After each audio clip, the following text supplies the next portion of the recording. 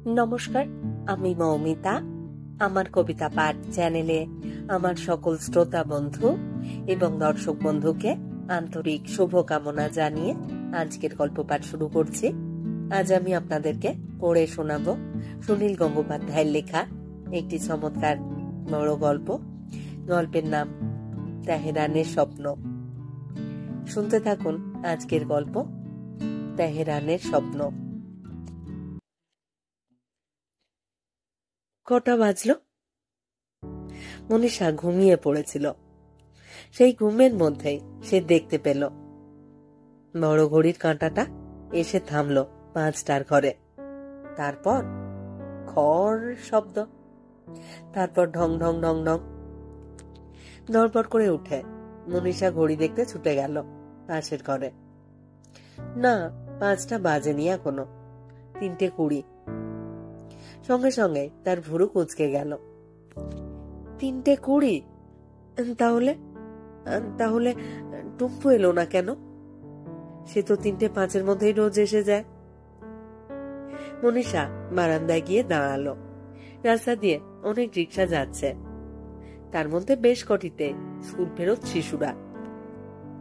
নিজের পাশ দিয়ে যে রিক্সাটা বেঁকল, তার মধ্যে কি টুম্পু? না তো। মনীষার কপালে এবার উদ্বেগের 3টি রেখা। অথচ সে ঠিক ভয়ও পেতে চাইছে না, ভয় পেতেও ভয় করে। রিক্সাওয়ালা অনেক দিনের চেনা, খুব বিশ্বাসী, সে কোনো গোলমাল করবে না। টুম্পুর স্কুল ছুটি হয় 2:30 সময়। প্রত্যেকদিন টুম্পু মোটামুটি 8 ঘন্টার মধ্যে ফিরে আসে।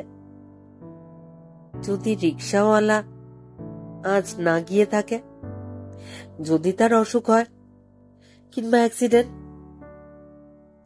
3:35 হবার পর মনীষা থাকতে পারল না। দ্রুত হাতে মাথায় চিরুনি চালালো। 8 পৌরে শাড়িটাই ঠিক করে নিল একটু। তারপর হাত ব্যাগটা নিয়ে বেরিয়ে পড়ল।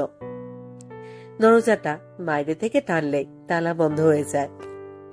রাস্তা দিয়ে যখন হাঁটছে, তখন মনীষার মুখ চোখ ঠিক কোনো পক্ষী মাথার মতন ব্যাকুল।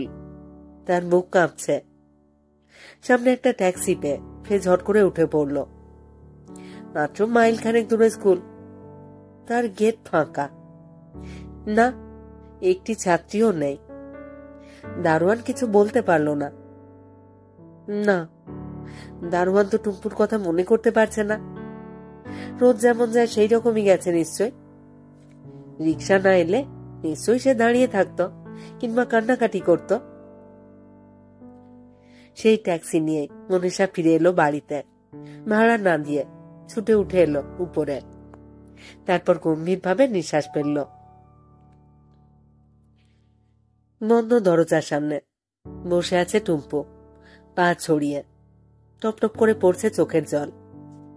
মনীষা এসে ছো মেরে তাকে কোলে তুলে নিল।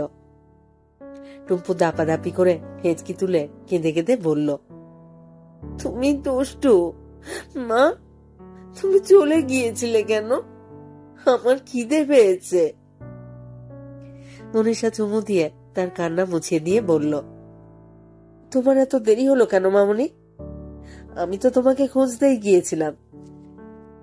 টুম্পু বলল, আমি তো আজ রিক্সায় আসিনি, আমি মণিদীপার মায়ের সঙ্গে গাড়িতে এসেছি। ব্যাগ খুলে চাবি বের করতে গিয়ে আর এক বিপত্তি। পুরো হুড়িতে মনীষা চাবি নিয়ে যেতে ভুলে গিয়েছিল। এখন তো আর ঢোকা যাবে না। এদিকে অধৈর্য ট্যাক্সি চালক হর্ন দিচ্ছে বারবার। টুম্পুকে কোলে নিয়ে মনীষা আবার নেমে এলো সিঁড়ি দিয়ে। ট্যাক্সিতে উঠে বলল, শিগগির চলুন, যোধপুর যাব। যে কেউ দেখলে ভাববে মনীষা বুঝি অন্য কারোর মেয়েকে চুরি করে পালাচ্ছে। ভুলো মন বলে মনীষা একটা চাবি রেখেছে মায়ের কাছে। গত মাসেও তো এরকম একবার চাবি আনতে হয়েছিল।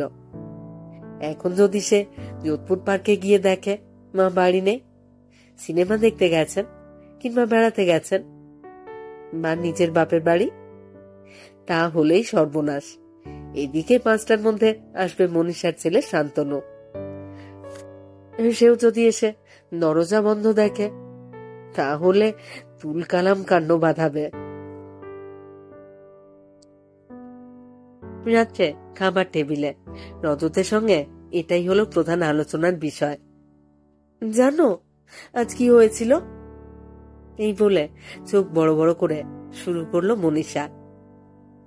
রজত শুনে গেল নিঃশব্দে। খাবার সময় তার বই পড়ার অভ্যেস, বই থেকে সে চোখ তুলল না। মনীষার কথার মাঝপথে হু হু করে হেসে উঠল রজত। তারপর বলল, তোমরা মেয়েরা সত্যি সারাদিন কোনো কাজ নেই, তাই সামান্য ব্যাপার থেকেই তুমি যদি আর মাত্র 5 মিনিট অপেক্ষা করতে তাহলে এসব কিছুই ঘটতো না। মনীষা রেগে গিয়ে বলল, মারে 3:30 বেজে গেল, তখনও টুম্পু আসছে না।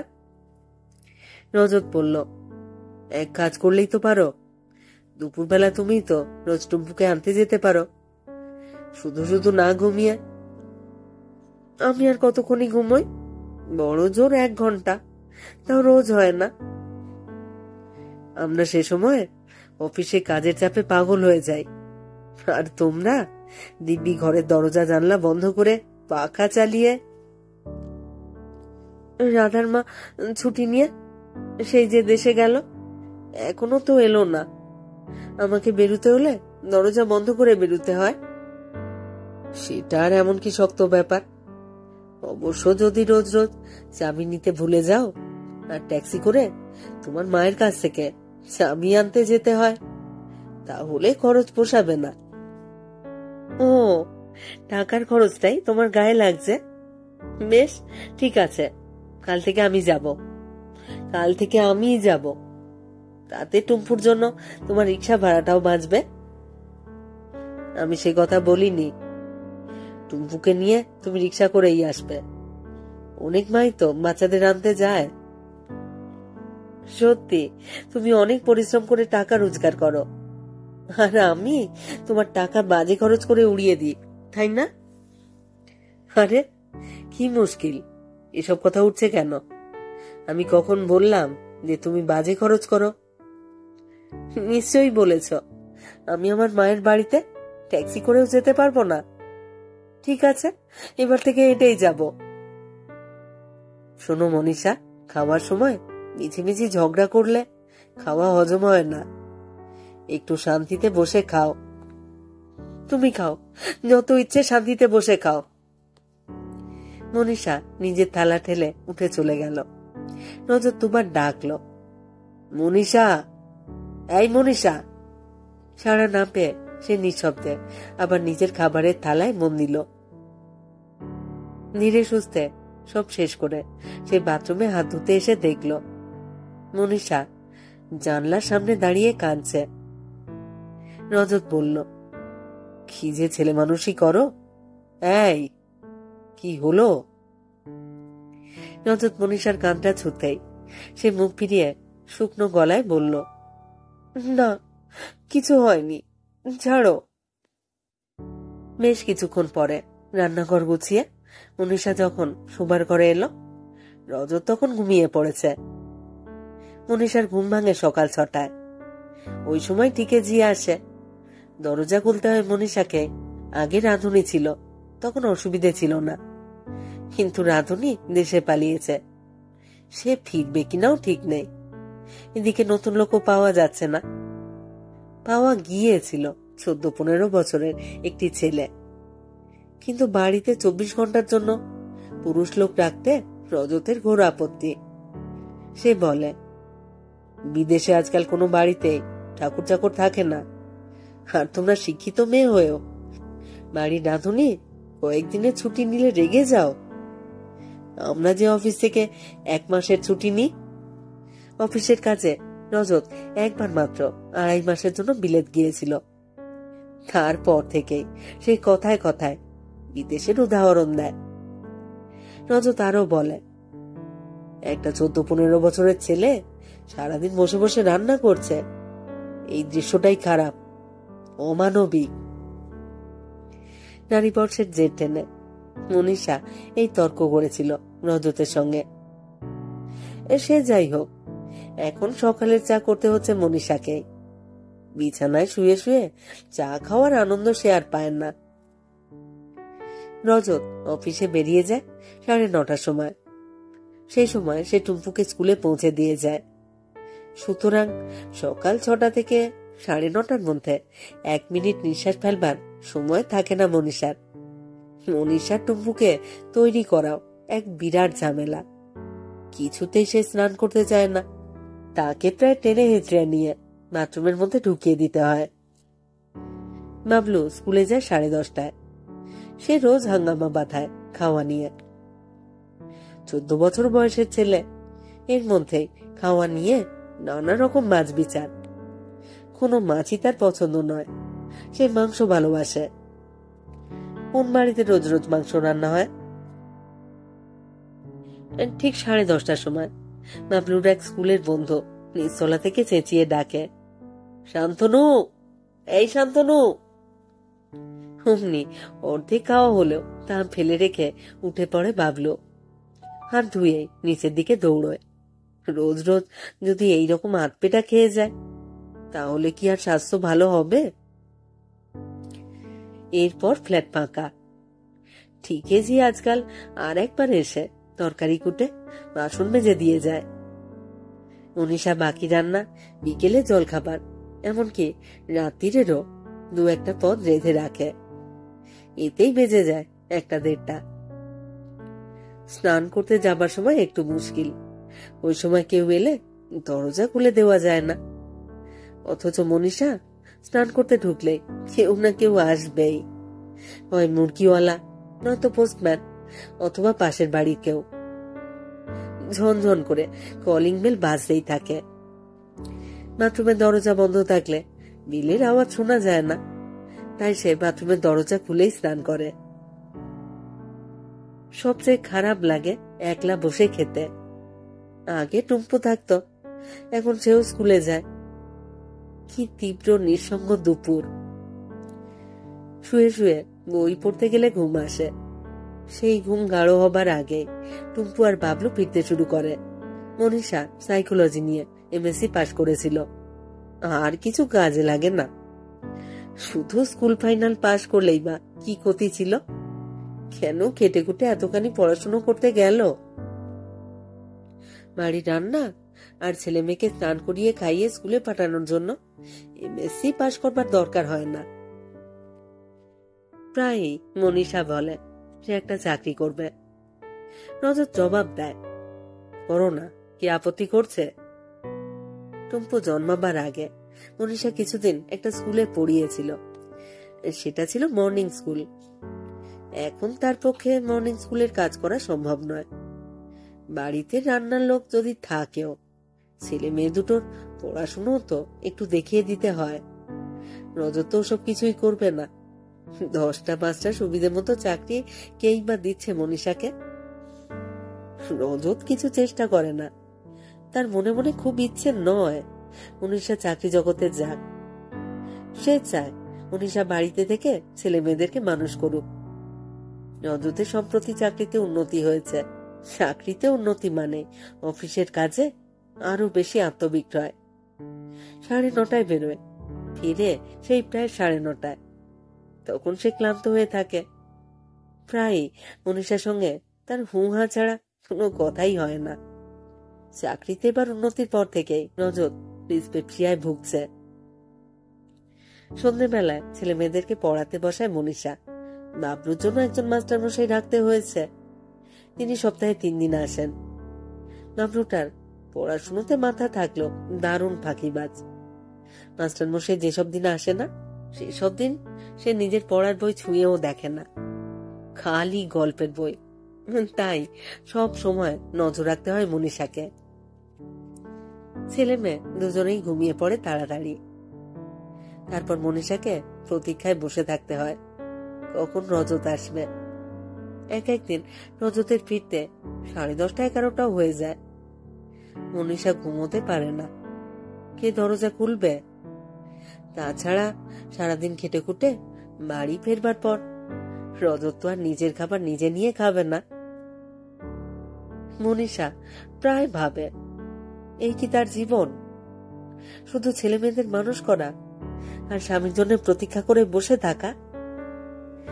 আগেকার দিনে মেয়েরা এতেই সন্তুষ্ট থাকত। অবশ্য তখন ছিল একান্নবর্তী পরিবার, সারাদিন আরো অনেকের সঙ্গে গল্প, হাসি ঠাট্টা, না হোক ঝগড়াঝাটি, কিছু একটা করে সময় কাটত। এখন মনীষা দিনের অধিকাংশ সময় নিঃসঙ্গ। মেয়েদের জীবনে কি আলাদা কিছু করবার নেই? সেদিন মেলা 11:30টায় দারুণ মন খারাপ নিয়ে বাড়ি ফিরে এলো মনীষা। হাতের ব্যাগটা টেবিলের উপর ছুঁড়ে দিয়ে সে নিজের ঘরে এসে আয়নার সামনে দাঁড়ালো। সে কি অনেক বদলে গেছে। কপালে কুঁচকানোর দাগ দেখা যাচ্ছে। 2 প্যাকেট বিস্কুট আর কিছু টুকিটাকি জিনিস কিনতে বেরিয়েছিল মনীষা। চেনা স্টেশনারি দোকান, একজন মধ্যবয়স্ক ভদ্রলোক বসেন সেখানে। আজ সেখানে বসেছিল 20-21 বছরের ছেলে। পুত্র পয়সা ফেরত দেবার সময় সেই ছেলেটি বললে, এই নিন মাসিমা। মাসিমা! মনীষা একেবারে চমকে উঠেছিল। দোকানদারেরা তাকে দিদি বলে সবসময়, আজ সে হঠাৎ মাসিমা হয়ে গেল কি করে? সে কি বুড়ি হয়ে গেছে? বিরক্ত মুখে মনীষা বেরিয়ে এসেছিল দোকান থেকে। কিন্তু একদিন পরপর দুর্ঘটনা ঘটে। পাড়ার মুখে দাঁড়িয়েছিল কয়েকটি ছেলে, সকলেরই মুখ চেনা। তার মধ্য থেকে 2টি ছেলে এগিয়ে এসে বলল, সামনের সোমবার সকালে আমরা কিন্তু সরস্বতী পুজোর চাঁদা আনতে যাব মাসিমা। মনীষার মুখখানা বিবর্ণ হয়ে গেল। গত বছরেও তো এই ছেলেরা তাকে বৌদি বলেছিল। 1 বছরের মধ্যেই এদের চোখে সে মাসিমা হয়ে গেল। নাকি গত বছর অন্য ছেলেরা এসেছিল? আয়নার সামনে দাঁড়িয়ে মনীষার মনে হলো সে সত্যি বুড়ি হয়ে গেছে। তার বয়স ঠিক এখন 35।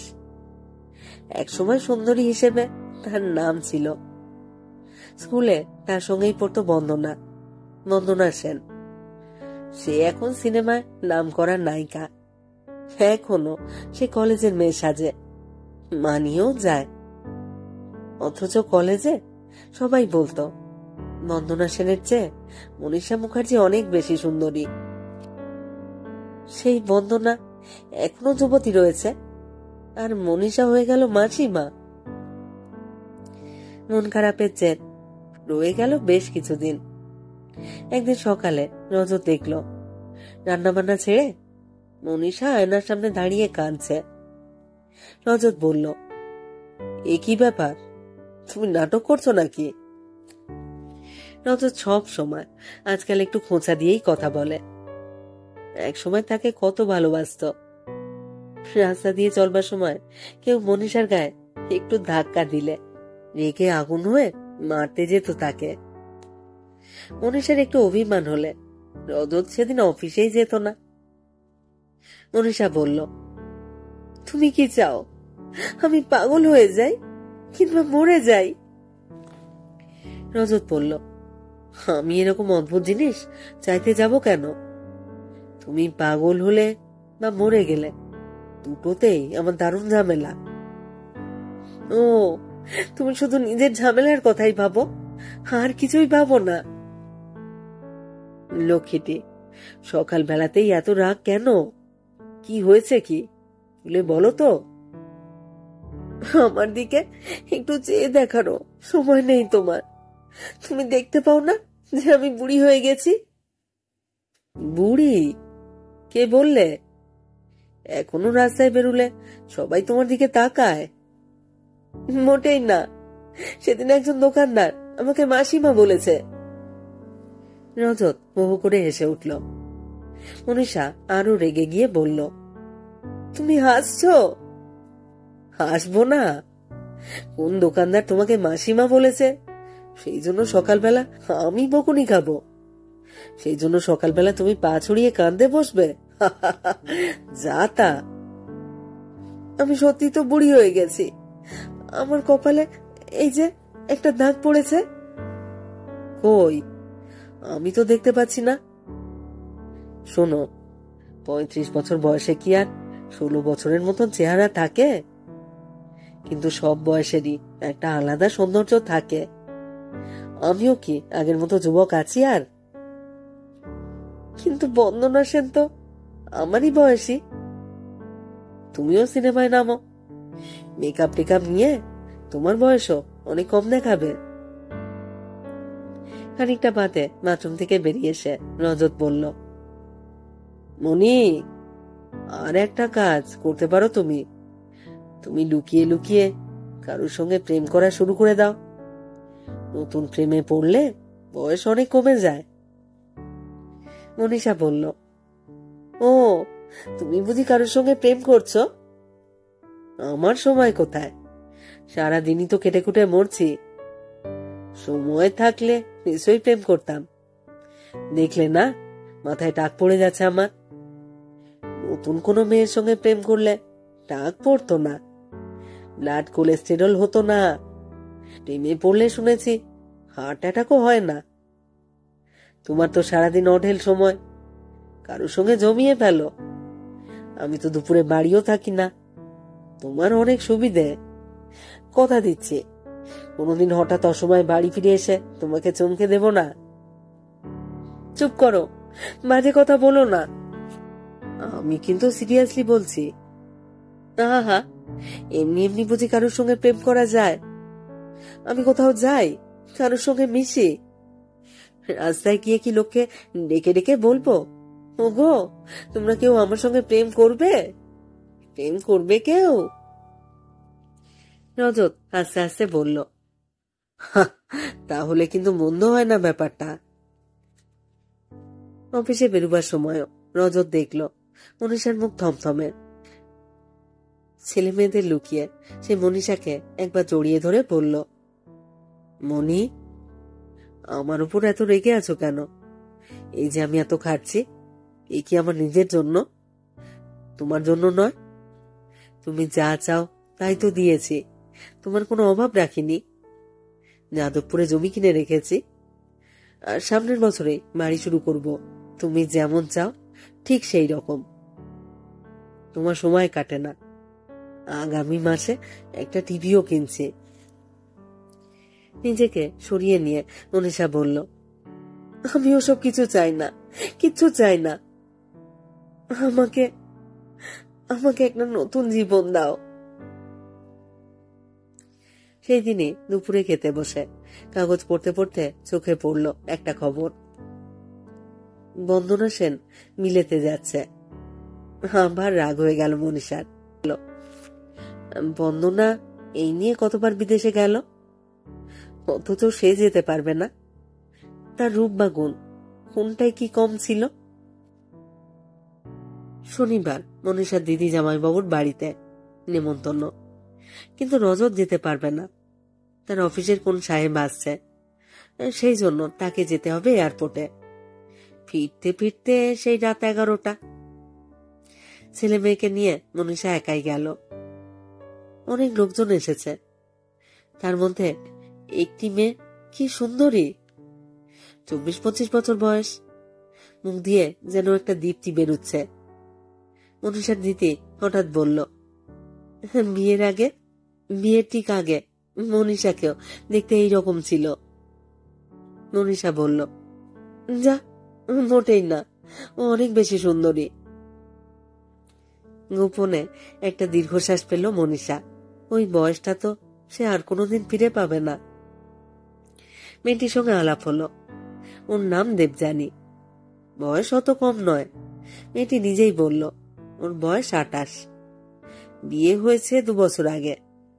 স্বামী স্ত্রী দুজনেই থাকে তেহরান। মনীষার জামাইবাবু বললেন, ওর কাছে তেহরানের গল্প অনেক শুনেছিলাম। দারুণ ব্যাপার, বুঝলে?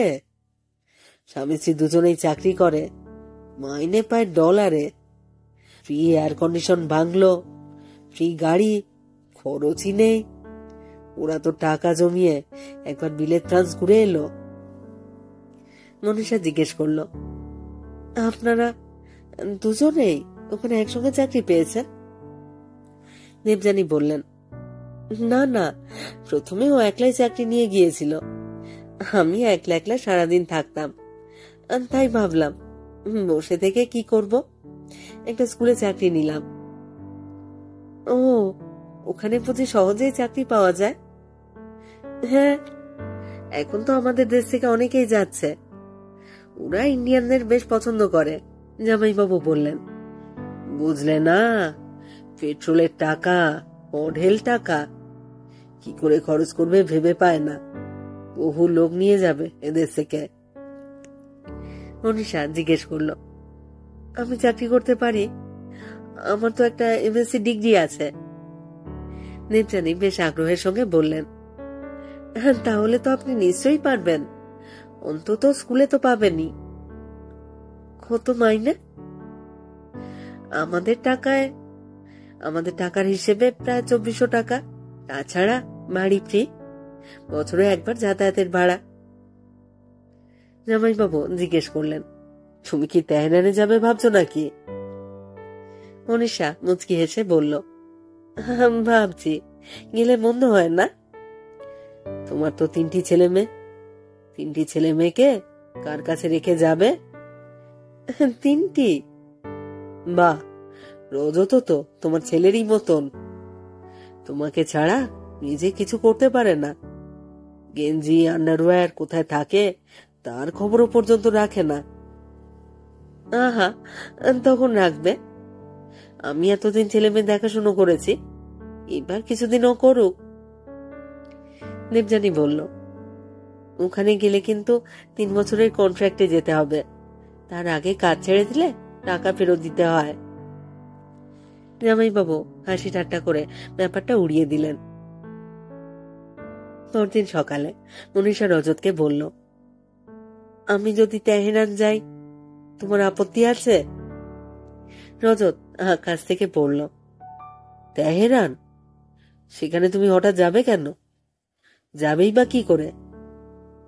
মনীষা হাসতে হাসতে বলল, চাকরি নিয়ে যাব, ইচ্ছে করলে সেখানে চাকরি পেতে পারি আমি।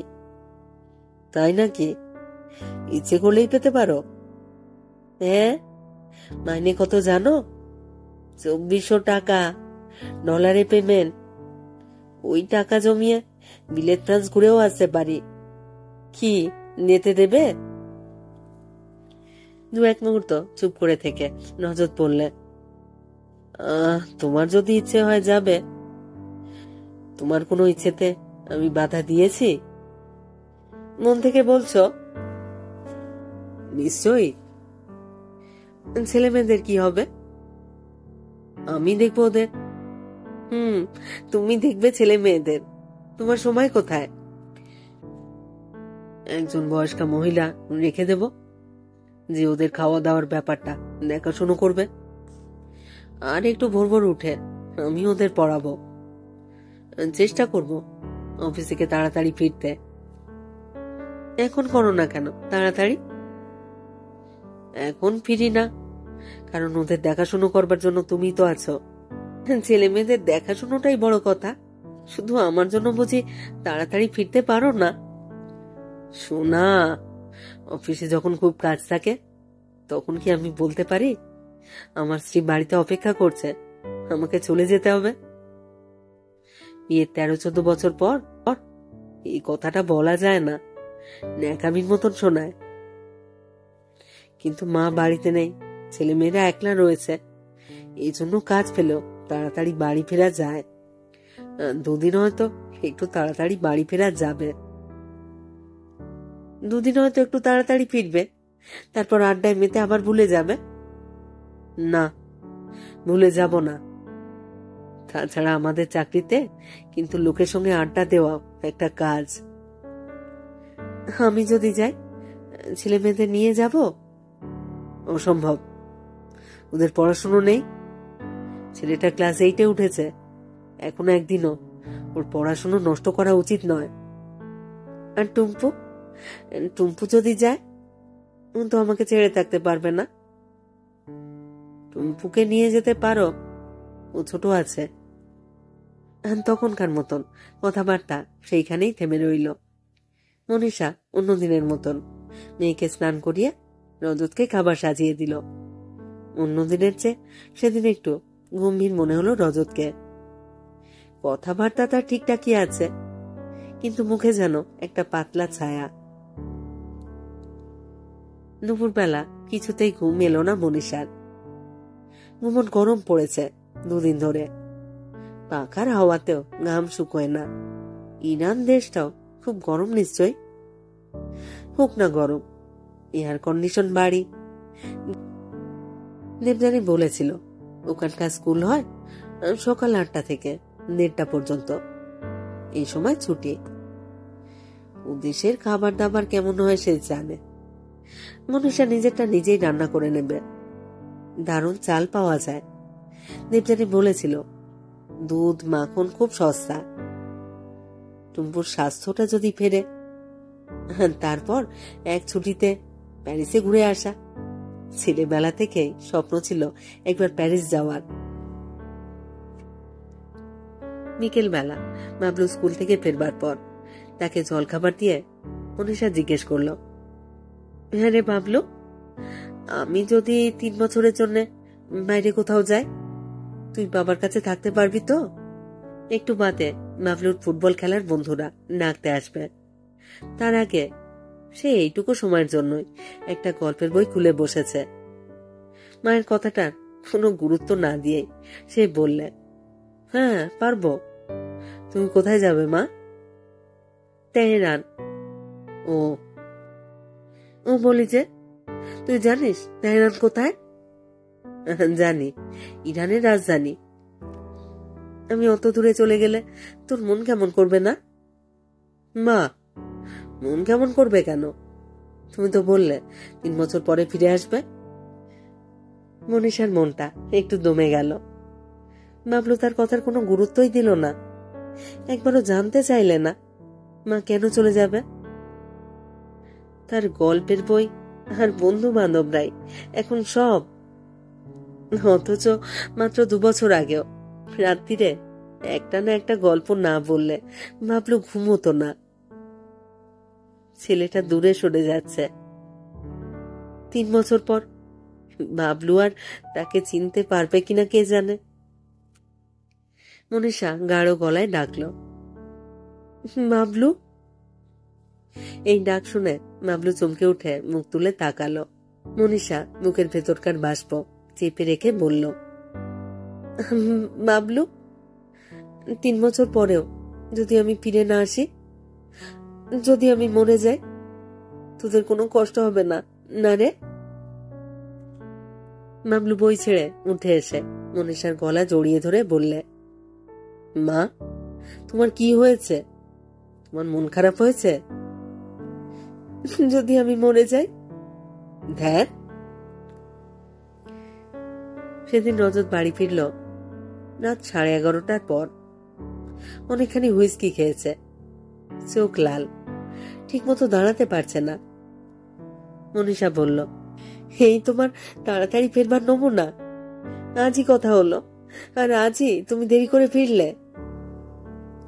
রজত কড়া গলায় বললে, তাতে কি হয়েছে? তুমি তো আজই বাগদাদ না দারে সালাম কোথাও চলে যাওনি? আজ আমার দরকার ছিল, তাই দেরি হয়েছে। দরকার? রাত 11:30 পর্যন্ত কারোর অফিসের দরকার থাকে? মুখে মদের গন্ধ। তোমাদের অফিসে কি আজকাল মদ্যপানও চলছে নাকি? রজত চিবিয়ে চিবিয়ে বলল, অফিসে বসে মদ খাবো কেন? হোটেল হিন্দুস্তানে গিয়ে খেয়েছি, ক্যাবারে নাচ দেখেছি। কত বিল হয়েছিল জানো? 410 টাকা। তার উপর 40 টাকা টিপস দিয়েছি। কি বিশ্বাস হচ্ছে না? তোমার মতো মানুষের উপর আমি ছেলের ভার দিয়ে যাব? ছেলের জন্য তোমাকে চিন্তা করতে হবে না, সে আমি দেখব।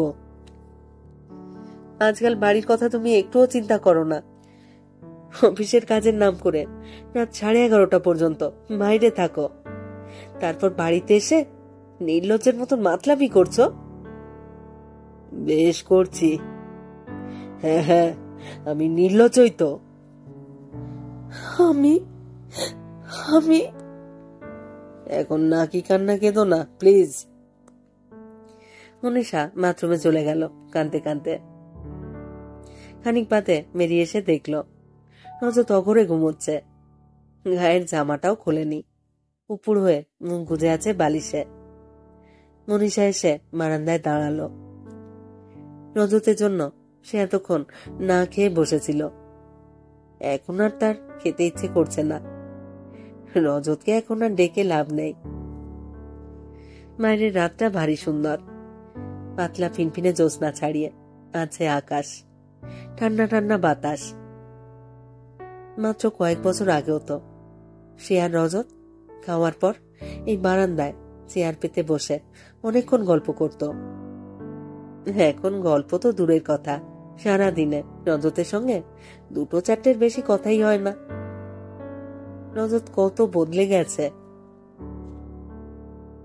তেহরানের বাড়িটার রং কি হবে? সাদা? সাদা রঙই মনীষার পছন্দ। সাদা ছিমছাম একতলা বাড়ি, সামনে একটা ছোট্ট বাগান থাকবে, নিজের হাতে যত্ন করবে মনীষা। ওই বাগান নিয়ে তার সময় কেটে যাবে। আচ্ছা, ও দেশে কি কি ফুল গাছ পাওয়া যাবে? গোলাপ ফুল নিশ্চয়ই আছে, গোলাপ তো ওইসব দেশ থেকেই এসেছে। মশরাই গোলাপ বিখ্যাত। ওইসব মরুদ দেশের আকাশ অনেক পরিষ্কার হয়, জ্যোৎস্না অনেক গাঢ় হয়।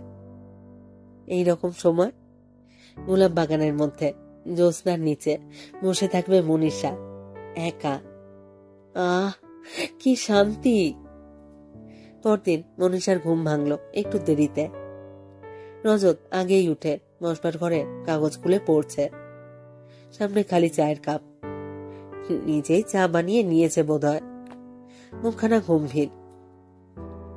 মনীষা আপন মনে নিজের কাজ করতে লাগলো। বসবার ঘরে এলো না একবারও। আর ছুটির দিন, তাই ছেলে মেয়েদের জাগালো না। রজত একবার ডাকলো, মনি শোনো। মনীষা কোনো সাড়া দিল না। রজত আরো 2-3 বার ডেকে সাড়া না পেয়ে চলে এলো রান্নাঘরে। মনীষা পিছন দিকে না ফিরে তার উপস্থিতি টের পেয়ে শুকনো গলায় বলল, টোস্ট আর ডিম সিদ্ধ দেওয়া হচ্ছে। রজত বলল, হ্যাঁ ঠিক আছে, আমার কোনো তাড়া নেই। শোনো, আমি ভাবছিলাম আজ দুপুরে রান্না বান্না করবার দরকার নেই, সবাই মিলে চলো বাইরে গিয়ে কোথাও খেয়ে আসি। মনীষা বলল, দরকার নেই, আমি বাড়িতে রেঁধে নিতে পারবো। সে তো রোজই রাঁধছ, চলো না আজ কোনো চীনা দোকানে খাই। ঘুষ দিতে চাইছ? ঘুষ? আগের দিন বাড়ি ফিরে মাতলামি করে পরদিন চীনে খাবারের ঘুষ? তোমার যদি ইচ্ছে হয় আজ আবার হিন্দুস্তান হোটেলে গিয়ে বন্ধুদের সঙ্গে খেয়েও সব। রজত একটুক্ষণ চুপ করে রইল, তারপর বেশ গম্ভীর ভাবেই বলল, কাল রাতে তোমার সঙ্গে খারাপ ব্যবহার করেছি, সেজন্য আমি দুঃখিত। কাল আমার মেজাজটাও ভালো ছিল না মনি। এসব কথা বলবার জন্য যতটা গলার আওয়াজ নরম করা উচিত ছিল, যতটা বিনীত হওয়া উচিত, রজতের কথায় তা নেই। সে যেন কথাগুলো বলছে নাই সারা ভাবে। মনীষার আরো রাগ হয়ে গেল। রজত ফস করে একটা সিগারেট ধরিয়ে রান্নাঘরের দেওয়ালে হেলান দিয়ে বলল, 450 টাকা খরচ করে হোটেল হিন্দুস্তানে গিয়ে মদ খাবার মতন দুর্মতি যে আমার হয়নি, সেটা তোমার বোঝা উচিত ছিল। টাকাটা দেবে কোম্পানি, একজন অপরিচিত পাঞ্জাবির সঙ্গে বিভৎস ক্যাবারে নাচ দেখবার মতন রুচি আমার নেই, আশা করি এটাও তুমি জানো। তবু আমাকে যেতে হয়েছিল। লোকটি একজন আর্মি অফিসার। আমাদের একটা জিনিসের কোয়ালিটি অ্যাপ্রুভ না করলে 12 লাখ টাকার একটা অর্ডার ক্যান্সেল হয়ে যেতে পারে। সেই জন্যই কোম্পানি থেকে ওই লোকটিকে ঢালা ও তোষামদের ব্যবস্থা করা হয়েছে।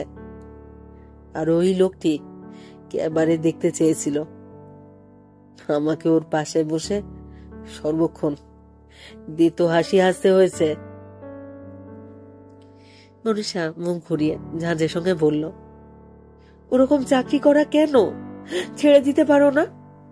চাকরি করতে গেলে এরকম নোংরা কাজ করতে হবে? এ দেশের সব কোম্পানি এক্সিকিউটিভদেরই নানা রকমের নোংরা কাজ করতে হয়। সকলেই এই কাজগুলোকে নোংরা মনে করেন অবশ্য। ছেড়ে দাও ওই চাকরি। মেয়েদের পক্ষে এইসব কথা বলা সোজা, তারা একবারও চিন্তা করে না টাকাটা রোজগার হয় কিভাবে। অথচ টাকা না থাকলে তাদের মাথা খারাপ হয়ে যায়। যে মাসে একটু টাকা পয়সার অসুবিধে থাকে, সেই মাসটা একটু টেনে টুনে চালাতে বললে অন্তত 7 বার শোনাবে কত দরকারি জিনিস সে মাসে কেনা হলো না। তোমার দিদি কিংবা কোনো মাসি কত বেশি টাকা খরচ করে বলো না?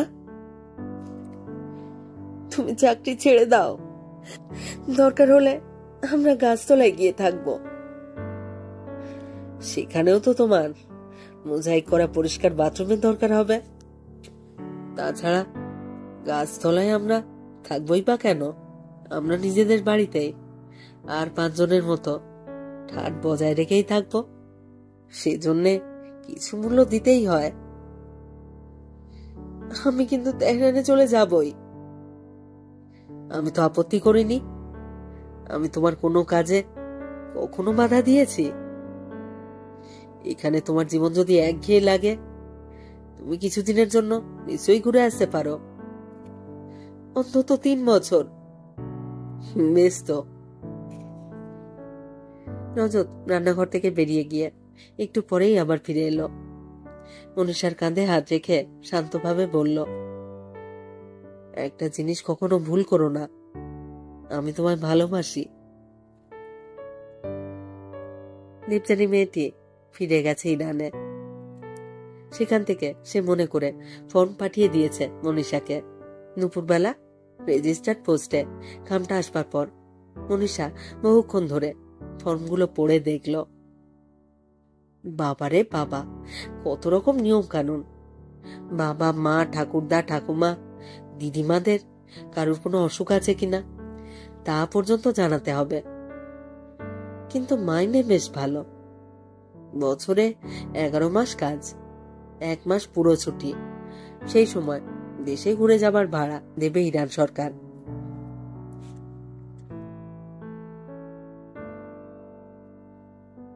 এক বছর পরে ফিরে এসেছে মনীষা।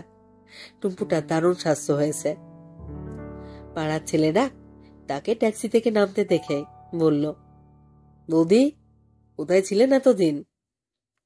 নিচতলার ভাড়াটে বলল, মনীষা দি, কি সুন্দর দেখতে হয়েছ তুমি, ঠিক যেন 10 বছর বয়স কমে গেছে। মনীষার সঙ্গে প্রচুর জিনিসপত্র, সকলের জন্যই উপহার এনেছে নানা রকম। রজত হাসতে হাসতে বলল, তোমাকে যেন চেনাই যাচ্ছে না, ঠিক যেন মনে হচ্ছে অন্য কাদের বউ। মনীষা লাজুক ভাবে হেসে বলল, হা, 1 বছরে কেউ এতখানি বদলায় নাকি? তারপর সে আবার খুব উৎসাহের সঙ্গে বলল, জানো, আসবার আগে ব্রিজ ঘুরে এলাম, এথেন্সে ছিলাম, আরো 2-1টা জায়গায় যেতাম, কিন্তু টুম্পুটা বাড়ি ফেরবার জন্য কান্নাকাটি করলো। অনেকদিন তোমাকে দেখেনি তো। দরজায় শব্দ হলো। টুম্পু এসে গেছে স্কুল থেকে। মনীষার মেজাজটা আজ খুব ভালো। টুম্পুর হাত থেকে বই খাতা নিয়ে সে বলল, টুম্পু শোন, তোকে আর এই স্কুলে পড়তে হবে না। টুম্পু বলল, আমাকে বড় স্কুলে ভর্তি করে দেবে? বড় হয়ে গেছি। না না, আমরা দূরে এক জায়গায় বেড়াতে যাব, সেখানকার স্কুলে তুমি পড়বে। কোথায় মা? সে অনেক দূর, এরোপ্লেনে করে যেতে হবে। দাদার বাবা কিন্তু যাবে না, শুধু তুমি আর আমি। দাদাকে নিয়ে যেও না, দাদা দুষ্টু, বাবা যাবে। না, বাবাও যাবে না। টুম্পু একগাল হেসে ফেলে বলল, হ্যাঁ আমি জানি বাবা যাবে, তুমি মিথ্যে কথা বলছো। বাবা না গেলে আমাদের কে নিয়ে যাবে? কেন, আমি বুঝি নিয়ে যেতে পারি না? পুরীতে যাবার সময় তুমি যে রেলের টিকিট হারিয়ে ফেললে। ও মা, সে কথা তোর এখনো মনে আছে? তুই তো তখন অনেক ছোট। হ্যাঁ মনে আছে, বাবা বকলো তোমাকে সেই জন্য। একবার টিকিট হারিয়ে ফেলেছি তো কি হয়েছে, এবার কিছু হারাবে না। পরদিন সকালে রজতকে ফর্মগুলো দেখালো মনীষা। রজত প্রথম থেকে শেষ পর্যন্ত চোখ বুলিয়ে দেখল। এখানে তো ছেলে মেয়েদের কথা কিছু লেখা নেই। যার চাকরি হবে সে যাওয়ার ভাড়া পাবে, ছেলে মেয়েদের ভাড়া দেবে কিনা বোঝা যাচ্ছে না। মনীষা একটু দম নিয়ে বলল, এই রে, তাহলে কি হবে? তাহলে টুম্পু যাবে কি করে? রজত বলল, সেটা এমন কিছু ব্যাপার নয়, সব ব্যবস্থা যদি হয়ে যায় তাহলে টুম্পুর ভাড়া আমি জোগাড় করে দিতে পারবো। কত টাকা সে দেখা যাবে, কিন্তু তোমার পাসপোর্টও তো করিয়ে রাখা দরকার। হঠাৎ যদি সব ঠিক হয়ে যায় তাহলে পাসপোর্টের জন্য আটকে যেতে পারে। আচ্ছা ঠিক আছে, আমি পাসপোর্টের ফর্ম আনিয়ে দেব কালই। খানিক বাদে মনীষা বলল, তুমি কিন্তু কাল রাতে ভয়ঙ্কর কাঁদছিলে। রজত বলল, কই না তো। হ্যাঁ, ঘুমের মধ্যে কাঁদতে কাঁদতে একবার উঠে বসলে পর্যন্ত। ও কিছু না, শোনো না, তুমি একবার ডাক্তার দেখালে পারো। সামান্য কাশির জন্য কেউ ডাক্তার দেখায়? তাছাড়া এখন আমার সময়ও নেই, সিগারেটটা একটু কমিয়ে দিলেই হবে। পাসপোর্টের ফর্মের কথাটা রজত নিজে বলল, সেটা আবার সে ভুলে গেল। দুদিনের মধ্যেও সে আর উচ্চবাচ্য করলো না দেখে মনীষার একটু সন্দেহ হলো। তাহলে কি রজত তার যাওয়াটা ঠিক চায় না? এদিকে মনীষার মনের ভাব এমন যেন তার তেহরান যাওয়া একেবারে ঠিকঠাক হয়ে গেছে। সে এখন সাদা রঙের একতলা বাড়িটা যখন তখন দেখতে পায় চোখের সামনে। সে এমনকি সেই বাড়িটা তার মনের মতন করে সাজাতেও শুরু করে দিয়েছে মনে মনে। তৃতীয় দিনে সে জিজ্ঞেস করল, তুমি সেই পাসপোর্টের ব্যাপারটা বলছিলে না? তোমার যদি অসুবিধে থাকে তাহলে আমি না হয়। রজত খুবই লজ্জিত হয়ে বলল, এই রে, ছি ছি ছি, আমি একদম ভুলেই গিয়েছিলাম। আমি আজই দেখছি, আসলে অফিসের একটা কাজ নিয়ে এমন দুশ্চিন্তায় রয়েছি কদিন ধরে, অন্য কোনো দিকে মনই দিতে পারছি না। অফিসে থেকে কেন অত দুশ্চিন্তা করো? শরীর খারাপ হয়ে যাবে শেষে। মালিকটা টাকা দেয় বলে কি তোমাকে কিনে নিয়েছে নাকি? চাকরি মানে তো অনেকটা তাই। আর তাছাড়া একটা ব্যাপার কি জানো, কোনো একটা কাজ হাতে নিয়ে সেটা ঠিক মতন শেষ করতে না পারলে শান্তি পাওয়া যায় না। পুরুষ মানুষের একটা চ্যালেঞ্জ। যাকে যা, তোমার পাসপোর্টের ফর্মটা আমি আজই আনিয়ে দেব। শোনো না, আমি ফর্মটা ফিল আপ করেছি। তাহলে ওটা পাঠিয়ে দাও, দেরি করছো কেন? একটা জায়গায় না বুঝতে পারছি না, তুমি একটু দেখে দেবে? রজত ফর্মটা নিয়ে যেটুকু বাকি ছিল সব ভর্তি করে দিল। পাড়া স্টুডিও থেকে এরই মধ্যে মনীষা পাসপোর্ট সাইজের ছবি তুলি এনেছে 6খানা। সেই 6খানা ছবি দিতে হবে অ্যাপ্লিকেশনের সঙ্গে। ছবিটা দেখে রজত বলল, তোমাকে একটা বাচ্চা মেয়ের মতন দেখাচ্ছে। মনীষা বলল, যা, মুড়ি হয়ে গেছি। দেখি ওখানে গিয়ে যদি শরীরটা সারে। নামের উপর ঠিকানা লিখে রেখেছে মনীষা আগেই। এবার তার মধ্যে সব কাগজপত্র ভরে আঠা দিয়ে আটকে দিল। রজত বলল, দাও দাও, আমি অফিস থেকে বেড়া পাঠিয়ে পোস্ট করে দেব এখন। মনীষা বলল, রেজিস্ট্রি করে পাঠাতে হবে। রজত বলল, তা তো নিশ্চয়ই, সে আমি ঠিক করে দেব এখন। তুমি পাঠিয়ে দেবে? থাক না। কেন? তুমি কেন কষ্ট করবে? আমি আজ একবার বেরোবো, পোস্ট অফিস তো কাছেই, আমি পোস্ট করে দেব এখন। আমার আবার কষ্ট কি, বিয়ারা পাঠিয়ে দেব। থাক না, আমি দেব এখন। রজত কয়েক মুহূর্ত স্থিরভাবে তাকিয়ে রইল মনীষার দিকে। গুপ্ত একটা দীর্ঘশ্বাস ফেলল। অফিস যাবার পথে ম্লান হয়ে রইল তার মুখ। মনীষা তাকে বিশ্বাস করে না। মনীষা বোধহয় ভেবেছে রজত ঠিক মতন ওই খামটা নাও পাঠাতে পারে।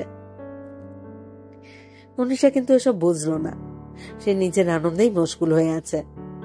এই খামটা যেন তার নতুন জীবনের প্রবেশের চাবিকাঠি। এটা সে নিজের হাতে পাঠাবে, এই কথা ভেবে উত্তেজিত হয়ে আছে। সেদিন হঠাৎ সন্ধ্যে 7টার মধ্যে বাড়ি ফিরে এলো রজত।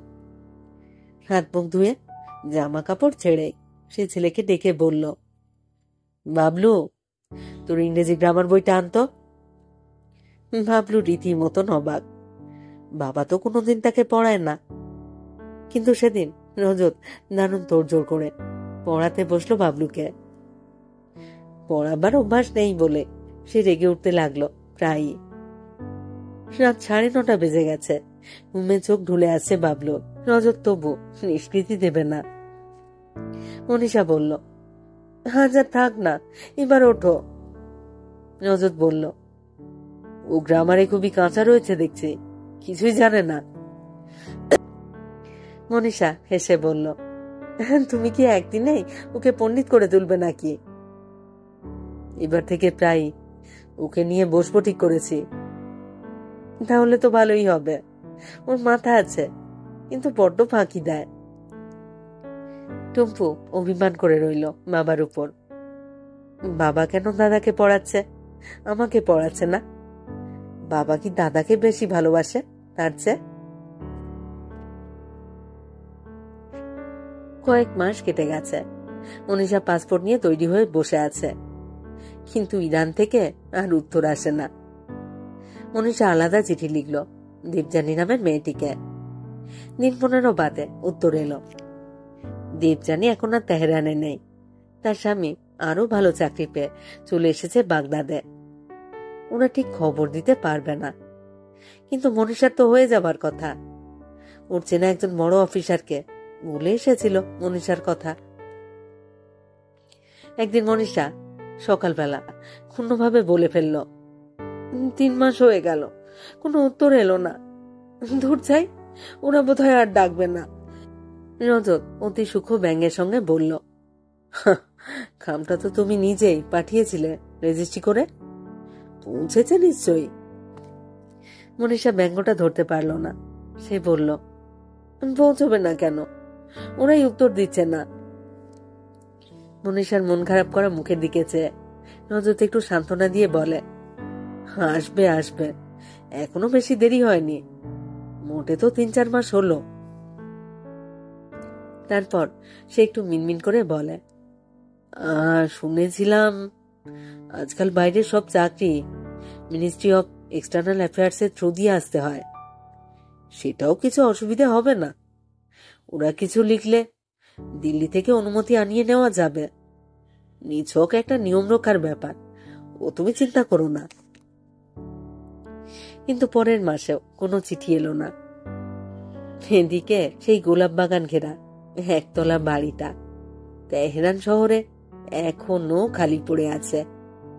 মনীষা তার জানলার পর্দার রং পর্যন্ত স্পষ্ট দেখতে পায়। রজতের অফিসের ব্যাগটায় মনীষা কখনোই হাত দেয় না। অনেক দরকারি কাগজপত্র থাকে। মনীষার ভুলো মন যদি কোনো কাগজ হারিয়ে যায়। তার সেই ব্যাগটা একদিন খাবার টেবিল থেকে ঘরে নিয়ে রাখতে গিয়ে হঠাৎ খুলে গেল। পড়ে গেল কয়েকটা কাগজ।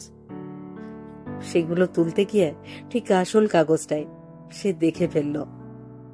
ডাক্তারের প্রেসক্রিপশন। রজতের ব্লাড প্রেশার অনেক বেড়েছে, তার ব্লাড কোলেস্টেরল হয়েছে।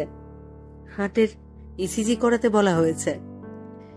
এছাড়া দেওয়া হয়েছে এক গাদা ওষুধ। মনীষা গালে হাত দিয়ে বসে রইল। রজত তো এসব কথা কিছুই বলেনি। এর একটাও ওষুধ নেই বাড়িতে। রজত এমনিতেই চাপা স্বভাবের। নিজের অসুখ বিসুখের কথা সে কখনো বলে না, কিন্তু এত বড় একটা ব্যাপার সে গোপন করে যাবে? রজত তাকে দূরে সরিয়ে রাখতে চায়। তারপর একদিন রাত 11টা বেজে গেল, তবুও রজত ফিরল না। অফিসে বেরোবার সময় সে সামান্য একটু আভাস দিয়ে গিয়েছিল যে তার ফিরতে দেরি হতে পারে, কিন্তু কত দেরি। রজতের শরীর ভালো নেই। প্রায় রাতে সে খুব কাশে। সিঁড়ি দিয়ে দোতলায় উঠলে হাঁপিয়ে যায়। তবু অফিসের জন্য এত খাটুনি, এত রাত করা। হঠাৎ যদি বেশি অসুস্থ হয়ে পড়ে, যাতে তার তেহরান যাওয়ার ব্যাঘাত না হয়, তাই রজত তার অসুখের কথাটা গোপন করে গিয়েছিল। বিছানায় কাঠ হয়ে শুয়ে রইল মনীষা। রাস্তায় যে কোনো লোকের পায়ের শব্দ বা যে কোনো গাড়ির আওয়াজ শুনলে মনে হয় ওই বুঝি রজত এলো, কিন্তু সে আসে না। মনীষা অন্ধকারের মধ্যে চেয়ে থাকে। আস্তে আস্তে সেই অন্ধকারের মধ্যে ফুটে ওঠে একটা সাদা বাড়ি। ভেতরটা ঠান্ডা, বাইরের আকাশে প্রগাঢ় জ্যোৎস্না। গোলাপ বাগান ধুয়ে যাচ্ছে জ্যোৎস্নায়। সেই বাগানে একটি চেয়ার ফাঁকা। এই বাড়িটার নাম মুক্তি। অনেক অনেক দূরে ওই বাড়ি। মনীষা ওখানে কোনো দিনও যাবে না।